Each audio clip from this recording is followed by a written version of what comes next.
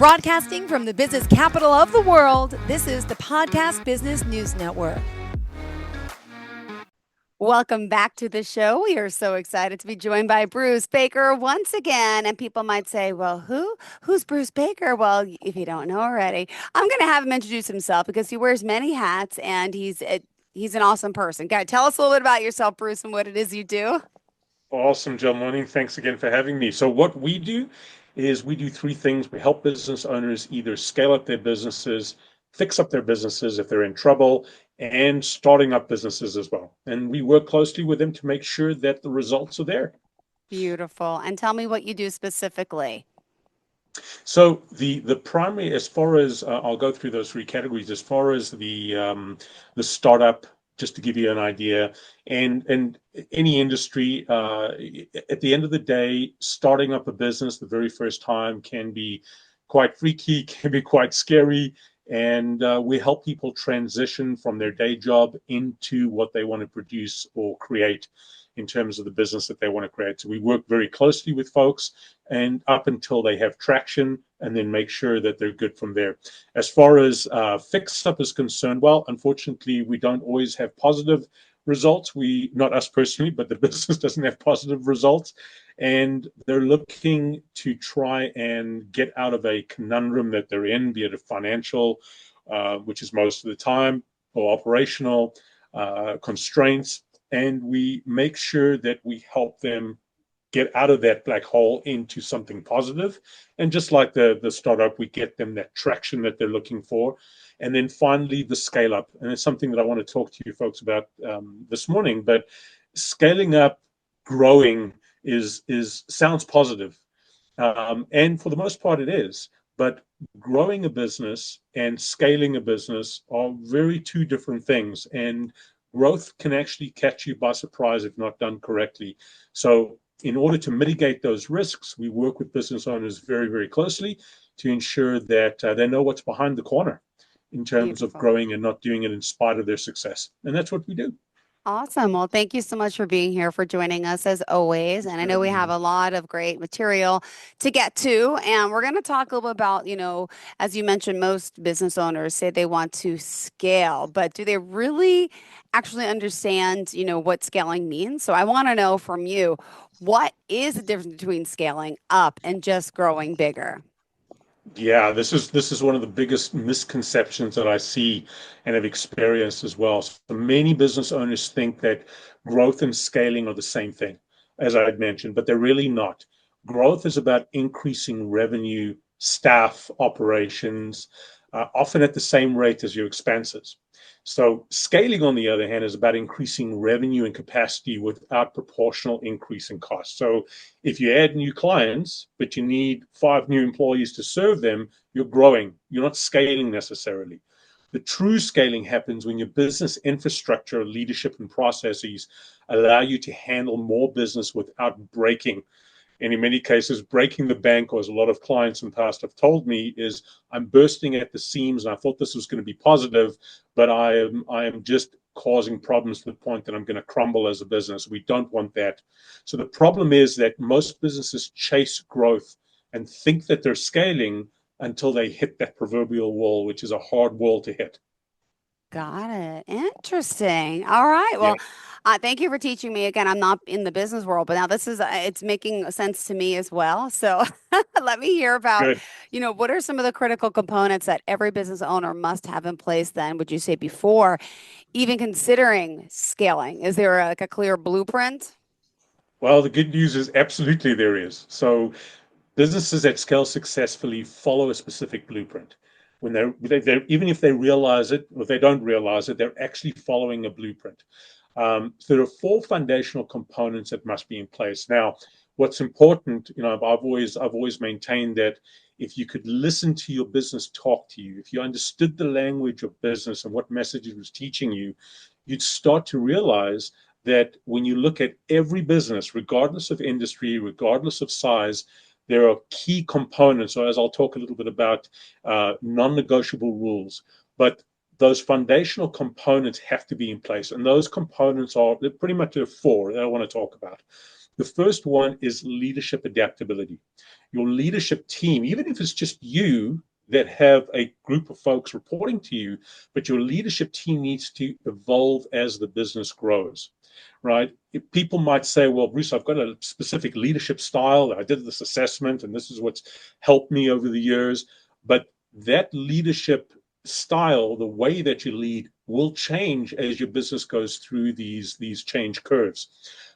What worked at 5 employees, for instance, won't necessarily work when you have 50 employees. So that's the leadership adaptability part. The financial resilience is if your cash flow can't support the weight of scaling, obviously you're going to burn out. So you need strong margins and a clear path to profitability at scale.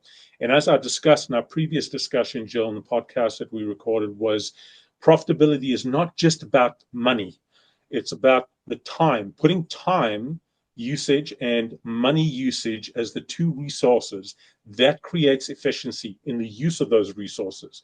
And that is profitability at scale. Then number 3 is operational systems. So if your business and its operations you're already dealing with some messy, difficult stuff, scaling will magnify the chaos. So people think, well, I've just secured this brand new client and, great amount of additional revenue. Yeah, that's great from a money perspective, but are you ready to deal with that growth and that scale? And if you're dealing with chaos right now, that is a clear sign that if you magnify that growth, you're just going to magnify the chaos, the craziness, and that's going to bring you down. Process, automation, all of that kind of stuff. Delegation in this case must be locked in, right? Operational systems don't just rely on you. They have to rely on your team and your team being prepared to do that. And number 4, the final one I want to mention is cultural alignment. Okay. Now, culture is a very nebulous, weird term that many people use, but don't necessarily understand what it means. So as you scale, your team and values must scale with you. So what are these values? Well, values is the way we do things around here. It's the guardrails that we put in place in how we actually do business on a day-to-day basis. If that's not clear, and a lot of people underestimate this, but it's absolutely powerful. If you have a fractured culture, it's going to lead to your team being disengaged, right? And leadership bottlenecks.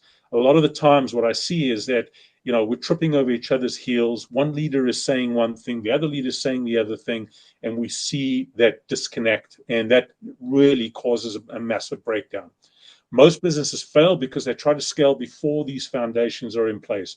Really know why you do business and how you do business. Scaling is like adding a weight to a bridge. If the structure isn't strong enough, well, guess what happens to the bridge?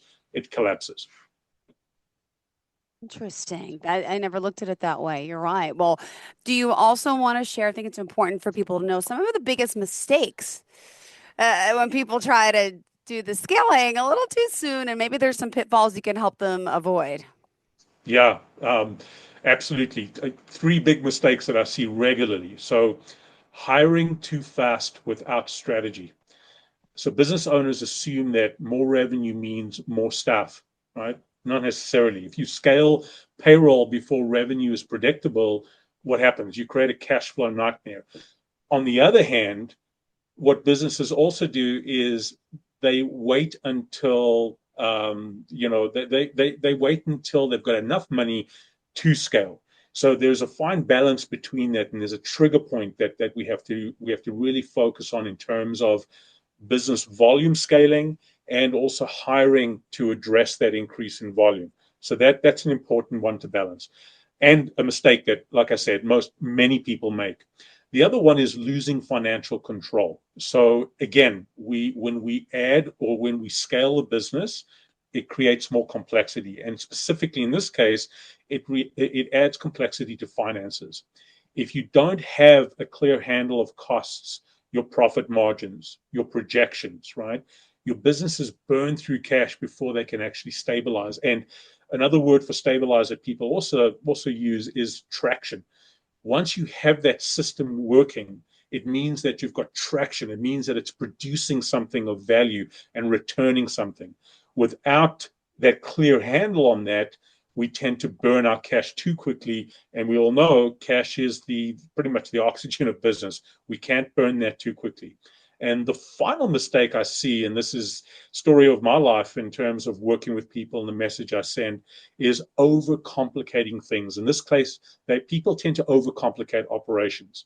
A lot of businesses scale by adding complexity rather than efficiency. And there's a fine line between, adding complexity and keeping it basic. You want to add not just complexity, you want to add that sophistication, but keeping it simple. More systems, more meetings, more steps, it's going to create more problems. Real scaling actually simplifies, streamlines. If your processes aren't getting easier, well, you're not scaling properly. Remember, those processes, those systems have to work with you. So the best way to avoid these pitfalls, grow with intention, not reaction, right? And people Yep. react because they feel insecure. People react because they worry. Try to do that with intention. Scaling should be a planned, strategic move, not a panic response to increasing demand. Oh, got it. Well, thank you for that. And also, can we talk some maybe negotiable, non-negotiable rules? Are we ready for that yet? Or we still have more to chat about? Because this is a No, no, lot of let's information, Bruce. Yeah, absolutely. Well, these are key things that I hope people take to heart, because once these things are established and you really take hold of this, it's crazy how business starts to grow more healthily and more sustainably. But yeah, let's talk about those non-negotiable rules. So Oh, yeah, so within each stage of growth, we have key non-negotiable rules, around about 5 to 6, right? And when each business goes through their stage of growth, regardless of which stage that is, they have unique challenges. So I'll give you an example. What we call a stage one business. This is normally your startup business, anywhere between 1 to 10 employees. The biggest challenge is leadership chaos. If the founder or the CEO is doing everything, well, guess what happens? The business stalls. The rule at this stage is learn to delegate early. I deal with so many business owners that struggle to delegate for various reasons. There's actually an easy way to learn how to do this if you don't do it effectively as is. So that's a stage one. A stage three is around about 20 to 34 employees. Communication breaks down. You want to formalize roles and processes before misalignment cripples progress. You don't want to trip over each other's heels, and you certainly don't want to have misalignment between what each part, what each person does. And I'll give you one more example, which is a little bigger company we call as a stage 5, 58 to about 95 employees. This time, profitability starts to dip, right? So the rule here is scale your operations efficiently before adding more people. Adding more people creates more complexity and is the only complexity in business growth. If you take these rules and you really mm-hmm. figure it out, you're not going to plateau. You're not going to implode. Scaling isn't just about adding, it's about adapting to the Yep. new challenge at every stage. Got it. Well, also, let me just ask, if you are tuning in, Bruce Baker joining us, you may not be familiar with who we're talking to. Bruce, tell us a little bit about who you are, what you do again. Absolutely, Jill. So we work with business owners, CEOs, in 3 ways. Number one, business scaling up. As we've just been talking about, a business that wants to grow, that wants to scale, there are naturally going to be significant risks. It's a positive thing, but those risks can really get you into trouble. We help them navigate those risks. Number two, businesses that are in trouble, businesses that want to get out of trouble, will help them get out of that trouble as best we can. And number three, the startup. And the startup is really getting people to transition from day job to actually starting up their own business, making sure that they hit that traction as soon as possible and they're actually seeing results.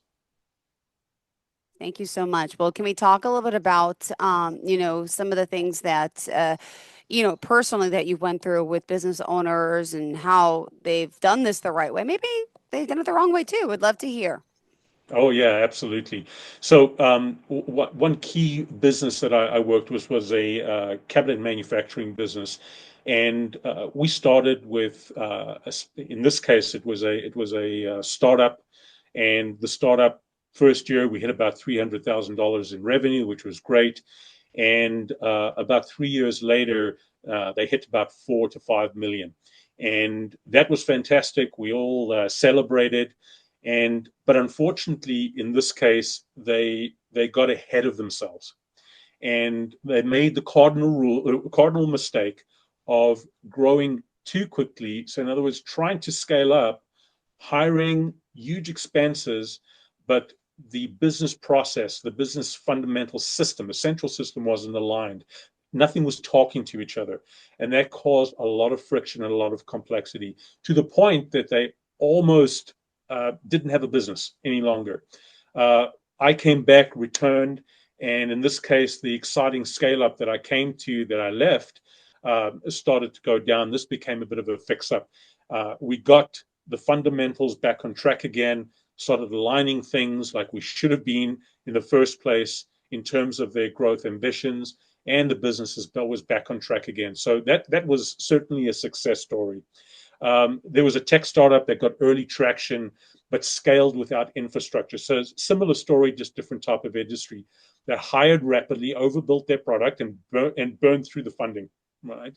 When demand shifted, and by the way, it wasn't just funding, it was also cash generated through revenue. But when the demand shifted, they couldn't pivot fast enough. So they collapsed under their own weight. So the difference, so the first businesses focused on efficiency and process before scaling. They really got to understand, what is the process? What's the system? Do I know when that system is succeeding, and do I know when that system is not succeeding? And that's being able to measure success of the system. Once that's working, and it's working repeatedly, then it's a template of success. We start to duplicate off of that, and that's where scaling starts to occur. Thank you so much. And I would love to hear more stories, obviously, about businesses that you're helping, growing bigger, scaling down, scaling up, the success stories. It's great to hear. What else do you have for us, Bruce? Well, I'm glad you mentioned the scaling down component, and Mm-hmm. that's something I wanted to talk about this morning. But of course, we've only got limited time. But there is, and Peter Drucker, who's, for those that don't know him, the father of modern day management. But Peter Drucker always spoke about abandonment. And one of his clients was Jack Welch from GE back in the day, early 80s. And one of the things that really helped GE quadruple its size was what we call is abandonment, and what Peter Drucker called abandonment. And the same applies to any business or any size. Abandonment is essentially realizing or acknowledging that what you're doing right now in your business is not working.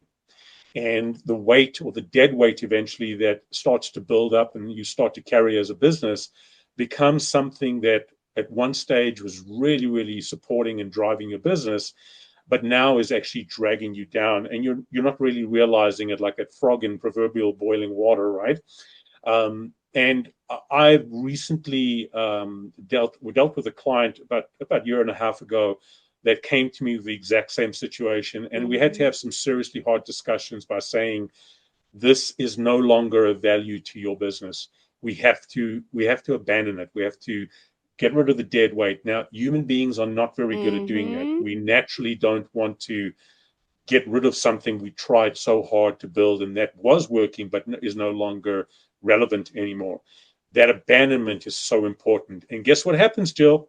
The What? business starts to scale again. The business starts to Yeah. grow once that happens. Awesome. Thank you for this. You're teaching me all about this. And I mean, Good. clearly you're working with businesses, and just tell me, big and small, so people are aware. Yeah, absolutely. So it really depends. So for our larger businesses, larger corporations, we focus on specialized projects like change management, organizational structure alignment, redesign to create more profitability on the bottom line. The mid-sized, small businesses, we work on similar things, but work a lot on leadership, cash management, bringing a very new perspective and insights into how to actually manage cash in your business. That helps you not only to pay the bills day to day, but also to thrive, to become profitable.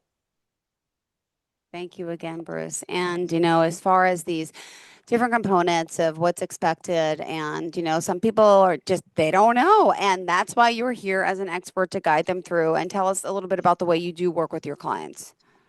Yeah, so we have quite a unique way of dealing with our clients. Most businesses that are similar to us or services that are provided, even educational institutions, books and courses, always start off with the business side first. That's the Mm-hmm. intellectual, the left brain side first. And as we know, based on the significant failure rates we see with business, especially small to mid-sized business, um, it doesn't work, right? Fantastic information out there, great stuff. But why are businesses still failing? And the primary reason why we found through our research and discovery is that it's because you don't deal with the author of the business first. You don't deal with the very component, the person that actually needs to execute based on this information provided to them. And that need to execute, people will do that when they feel they are capable. And so a big part of what we do is making sure we, in many cases, make sure that the field is fertilized enough to actually produce results. In this case, the person is emotionally ready to drive that execution sustainably. And that makes a huge difference between getting results and not getting results for businesses. Got it. All right. Thank you for that. And, with your experience, with your programs, and you do offer quite a few things. I'm sorry, I don't have it in front of me. What are the names of the programs that you offer? So right now we offer a great little program, especially for startups, and it's the first of its kind. We haven't done this before, but it's a virtual program, 7-day boot camp for startup entrepreneurs. It's like I said, it's our first launch, so be the pioneer. The cost is minimal, and the reason why the cost is minimal is because we would rather invest in people's future, but also become pioneers and a part of branding this program, which we've seen a ton of success. The program is called Living Life, Living Business. And as you go to our website, www.4workplaces.com, it's right up in front of you. It'll be flashing. So it's an awesome program for a lot of startups. Great. Thank you so much. And how did you want to kind of leave off for today? We have a few minutes left. Yeah, you know what? I certainly want to reach out to those folks, those businesses that are having challenges right now, struggling for various reasons. Remember, your reality is essentially created by your interpretation of it. If you in the black hole, concerned about how do I get out of this, how do I survive, how do I get my business back on track, you're not alone. And all that needs to be done at this stage is make sure that you don't continue to isolate yourself. Pick up the phone, give us a call. It's not going to cost you a thing other than some time, a few minutes. And even if we don't work together, I can guarantee you that that call is going to give you some new insight and some motivation to drive you out of that negative place that you're in your business. So let's make sure that that happens. Wow. All right. Well, thank you so much. And Bruce, always a pleasure having you here. Thank you for the conversation. And again, if you are in the market needing the help, Bruce is here for you. And clearly, he's passionate about what he does. And Bruce, we've had some great calls before, and I should say shows before. You're based in Canada, but you're helping people worldwide. And again, don't forget about the 7 week life living, the seven Living week life, living business. big business program. And if you go to the website, there is a profitability quiz you could take there as well. But he's here really to help you achieve success and grow. So thank you so much, Thanks for Bruce. having me. forworkplaces.com. And we'll hopefully connect again next week. Thank you so much for being so thorough. Thanks for having me. You take care. All right. Have a great day. Bye bye. To all You of too. our listeners, stay tuned. We'll be back with more. Bye bye.